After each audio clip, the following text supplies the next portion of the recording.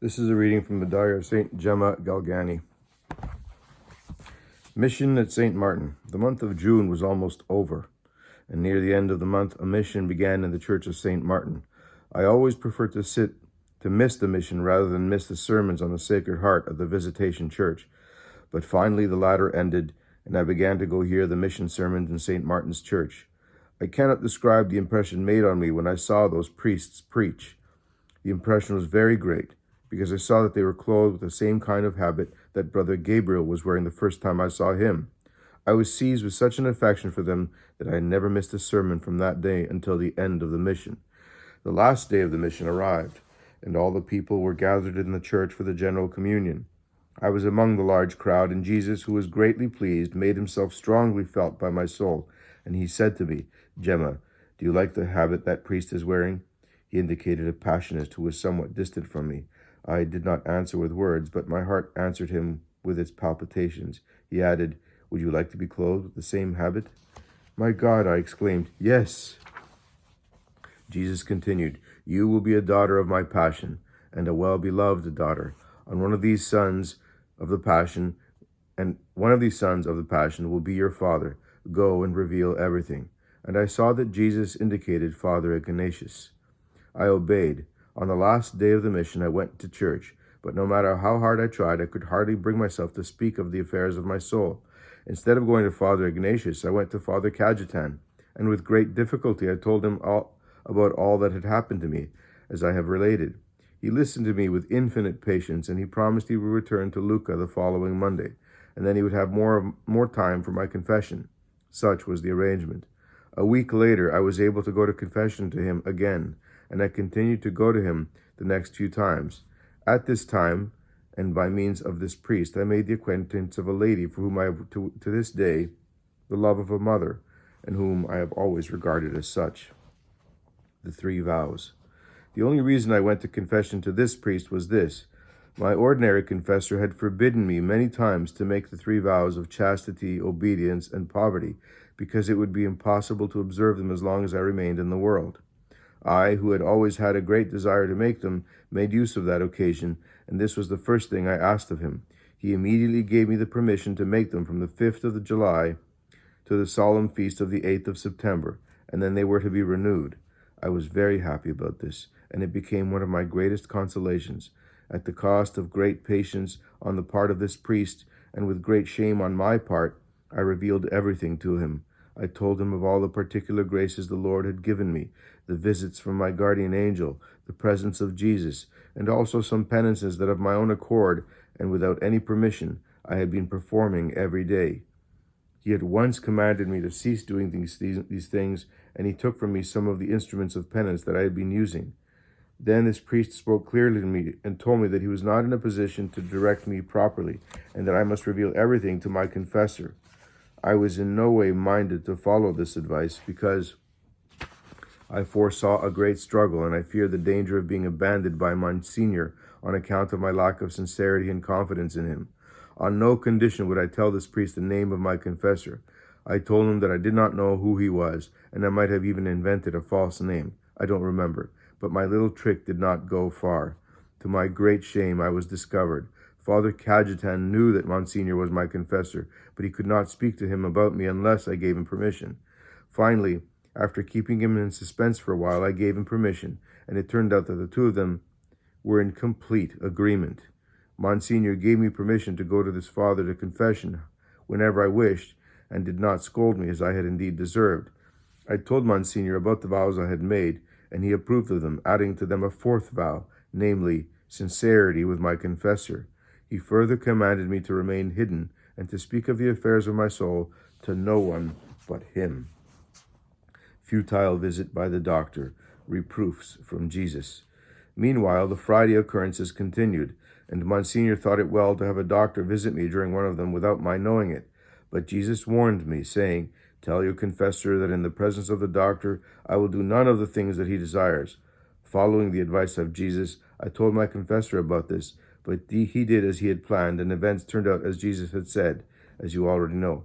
Dear Father, from that day a new life began for me, and I could tell you many things here, but, Jesus willing, I will tell them to you when we are alone. in the confessional. This was the first and best humiliation that Jesus gave me. Nevertheless, my great pride and self-love resented it. But Jesus, in his infinite charity,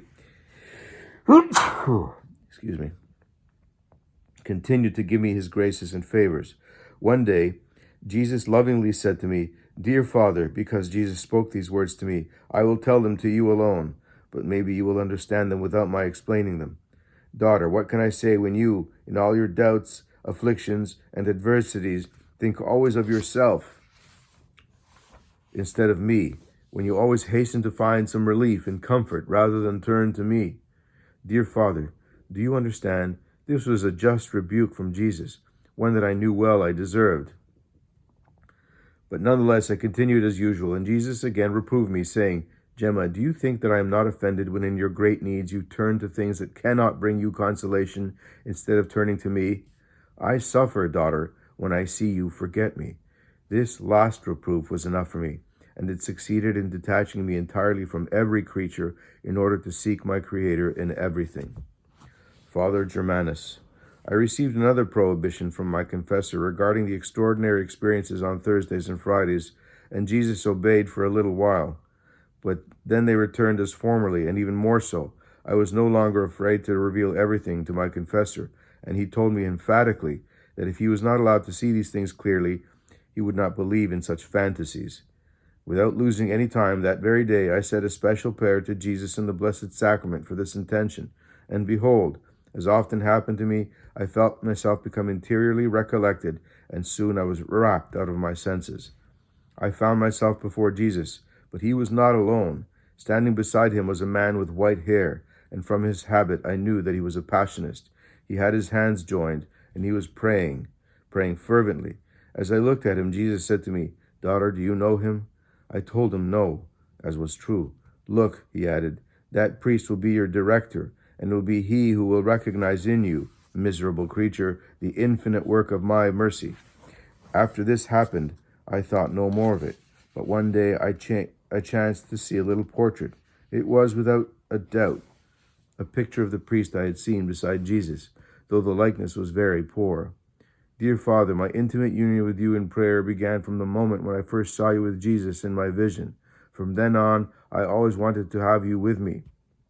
But the more I desired it, the more it seemed impossible. From that day on, I would pray many times a day for this, and after several months, Jesus consoled me by having you come to see me. Now I will say no more, because from that time until now, you have always known me, and you know everything. The Diary, Part 2, The Diary of St. Gemma Galgani. Thursday, July 19th, 1900. This evening at last, after 6 days of absence of Jesus, since it was Thursday, I began my hour of prayer, thinking of Jesus on the cross. Then it happened.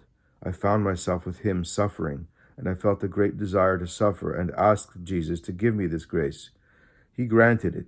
He approached me, took from his head the crown of thorns, and placed it upon mine, and then went aside. I looked at him silently, for I was thinking, perhaps he did not love me any more, because he had not pressed the crown down hard upon my head, as he had done at other times. Jesus understood and pressed it upon my temples. They were painful but happy moments. I then spent an hour with Jesus. I should have liked to continue with him thus all night, but Jesus loves obedience very much. He himself always submits to obedience, so when the hour was up, he left me. Generally, Jesus took the crown off when he was leaving. This time, however, he left it on until about 4 o'clock the following afternoon. Friday, July 20th. By 4 o'clock today, I was tired of suffering. I presently found myself with Jesus, who came beside me and was not sad, as on the previous nights. He caressed me and lifted the crown from my head. I then felt less pain, but when he put it on his own head, I felt no pain at all. My strength returned, and I felt even better than before I began to suffer. We talked of many things, and during our conversation I asked him not to make me confess to Father Vallini, because I did not like to. Jesus seemed disappointed and told me that I should go at once. I promised I would. He showed his heart to me and said, I love you greatly, because you are like me. In what way, Jesus? I asked. Because I seem so unlike you. In accepting humiliations, he replied. Then there returned to me a vision of my past life. I saw my pride. It was always one of my greatest defects. When I was little, wherever I went, I always heard it said that I was very proud. But what means Jesus has used to humiliate me, especially during this past year. At last I understood what God was doing with me. May Jesus be always thanked. Then God added that with time he would make a saint of me. Of this last I will say no more, for that is impossible to happen to me. He told me of something to say to the confessor and blessed me. I knew Jesus would be away from me for some days, but how good he is. Scarcely had he gone when my guardian angel appeared, who with his continual charity, vigilance, and patience assists me. O Jesus, I have promised always to obey you. I affirm it anew. Saturday, July 21st. My dearest mother of sorrows came to pay me a little visit, as she is accustomed to on Saturday. She seemed very unhappy and looked as if she had been weeping. Then she smiled, saying to me, "Gemma, do you wish to repose on my breast?" I approached her and knelt. She raised me, kissed me on the forehead, and disappeared. This evening, after confessing to Father Vellini, I felt suddenly agitated and disturbed. It was a sign that the devil was near. Later, internally and also externally, I was all in a temper. I should have preferred to go to bed and sleep rather than to pray. But no, I began to say 3 invocations, which I usually say every evening to the Sacred Heart of Jesus. The enemy, who had been hidden for some hours, appeared in the form of a very small man, but so horrible that I was almost overcome with fear. Continuing to pray all at once, I began to feel many blows on the shoulder that continued for about half an hour. Then my guardian angel came and asked me what the matter was. I begged him to stay with me all night, and he said to me, "But I must sleep." "No," I replied, "angels of Jesus do not sleep." "Nevertheless," he replied, smiling, "I ought to rest. Where shall you put me?" I begged him to remain near me. I went to bed. After that, he seemed to spread his wings and come over my head. In the morning, he was still there. Sunday, July 22nd. The devil, in the form of a great black dog, put his paws upon my shoulders, making every bone in my body ache. At times, I believed that he would mangle me. Then, one time, when I was taking holy water, he twisted my arm so cruelly that I fell to the earth in great pain. After a while, I remembered that I had round my neck the relic of the Holy Cross. Making the sign of the cross, I became calm. Jesus let me see himself, but only for a short time, and he strengthened me anew to suffer and struggle. At the dinner time, there had come to me an evil thought that my angel understood, and he said to me, "Daughter, do you wish me to go away?" I was ashamed. These words I heard very distinctly, and I did not know whether or not others also heard him. While in church yesterday, he reprimanded me, saying, "The glory of Jesus and the place where you are merit another kind of conduct," because at that time I had raised my eyes to look at 2 children, to see how they were dressed. Last night, while in bed, he reproved me again, saying that instead of progressing in his teachings, I was becoming constantly worse and continually slackening in well-doing. I am always conscious when these things happen to me. It seems to me that no matter what I do not succeed in preparing myself for the visit of the Mother of Sorrows or Brother Gabriel. Monday, July 23rd. I went to bed. I slept and slept well. After a quarter of an hour, for my sleep is always brief, I saw at the foot of my bed, on the ground, that usual ominous black creature, very black, very small. I knew who it was and said, "Have you begun again the business of not letting me sleep?" "What sleep? Why don't you pray?" he replied. "I shall pray later," I said. "Now it is time to sleep. For 2 days you have not been able to be recollected. Well, let's do what I want." He began to give me blows until he jumped up suddenly and rolled on the ground. I do not know what happened, but I smiled, for I did not have any fear of him today. He said, "Today I can do nothing to you, but I'll take care of you another time." I asked him, "Why can't you? If you can do it other times, why can't you do it now?" I know I am the same, but I have Jesus, the relic, on my neck. Then he said to me, "What have you in this room? Take off the belt St. Gabriel's you wear, and then we shall see." I insisted that I had nothing, but I knew what he meant. After this, I smiled at him as he stood there, devoured with rage. He told me that if I prayed, I would suffer all the more. It doesn't matter, I said. I suffer for Jesus. In short, today I was much entertained by him. I saw him very angry. He was sworn to make me pay for it. He waited until this evening, but by the grace of God, he was not able to remain very long. He gave me 3 violent blows, so that afterward going to bed took much time. At certain times he ran off, and with such fear that I did not know what the matter was. I myself was scarcely able to move. How often I called Jesus, but he did not come. I prayed that my guardian angel should lead me to Jesus, but everything was in vain. He said to me, "Tonight Jesus will not come to bless you, nor will I." I was frightened then, because if Jesus did not bless me, I would not get up. I could not get up. He saw that I was about to weep and said, "But you know Jesus will send someone, and if you knew who it was, how happy you would be."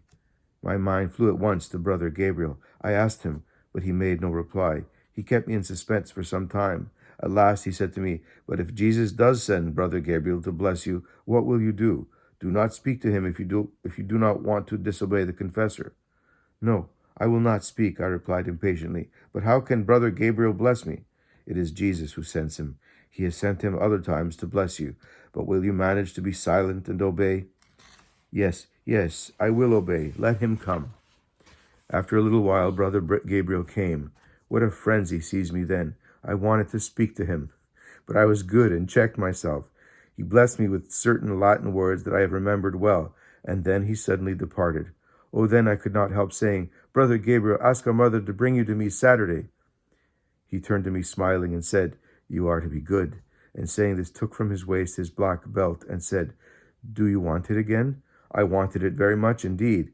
That helps me so much when you let me wear it. Please give it to me now." He shook his head to indicate that he would give it to me Saturday, and left me. He told me that the belt was the one that had liberated me from the devil the night before. It happened today as usual. I had gone to bed. In fact, I was asleep, but the devil did not wish this. He presented himself in a disgusting manner. He tempted me, but I was strong. I commended myself to Jesus, asking that he'd take my life rather than have me offend him. What horrible temptations those were! All displease me, but those against holy purity make me most wretched. Afterwards he left me in peace, and the angel guardian came and assured me that I had not done anything wrong. I complained somewhat because I wished his help at such times, and he said that whether I saw him or not, he would always be above my head. Also yesterday he promised that in the evening Jesus would come to see me. Yesterday evening I waited with impatience for the moment to go to my room. I took the crucifix and went to bed. My angel was willing to have me go to bed because of the order of the confessor. I felt myself becoming recollected. Jesus came and stood by my side. What beautiful moments those were. I asked him if he would love me always, and he replied with these words, "My daughter, I have enriched you with so many beautiful things without any merit on your part, and you ask me if I love you? I fear so much for you." "Why?" I asked. "Oh, daughter, on the days when you enjoy my presence, you are all fervor. It costs you no fatigue to pray. Now, instead, you are wearied by prayer, and negligence in your duties seeks to insinuate itself into your heart. Oh, daughter, why do you speak thus? Tell me, in the past, did prayer seem long as it does now? Some little penance you do, but how long you wait before resolving upon it." Finally, I commended his poor sinner to him. He blessed me, and in going away said to me, "Remember that I have created you for heaven. You have nothing to do with the earth."